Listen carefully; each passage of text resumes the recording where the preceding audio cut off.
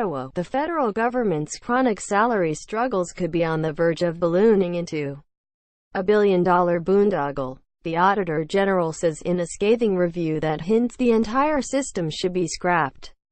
Michael Ferguson's review of the disastrous Phoenix pay system reveals just how many and how often public servants are either being overpaid and underpaid, how little headway federal officials have made to correct the mistakes, and how the government underreported the number of outstanding pay problems even as issues continued to grow. In all, there were 150,000 employees with pay problems that needed correcting at the start of summer, and a value of over $520 million worth of mistakes, almost as much as the government initially believed it would cost to fix Phoenix.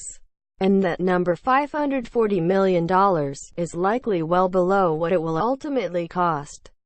Ferguson concludes, the Liberal government can't assure Canadians about when the pay problems will end or how much it will ultimately cost to get a system that comes close to its original goal, said Ferguson, who makes a point of citing a similar problem in Australia that took 7 years and $1.2 billion to resolve. Canada, he warns, is in the same ballpark.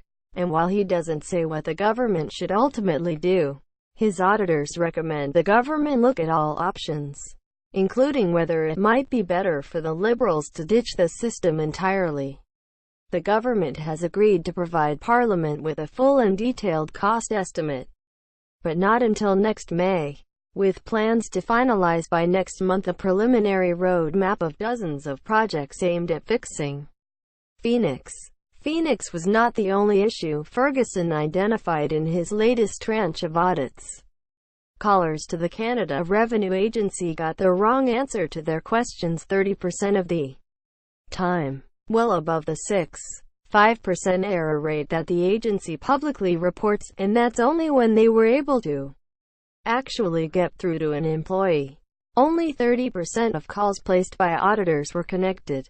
Immigration, Refugees and Citizenship Canada didn't monitor whether Syrian refugees were being properly integrated into Canadian society, including basic information such as how many children were enrolled in schools. Health Canada couldn't say whether its oral health program for First Nations and Inuit children helped in any way. Female offenders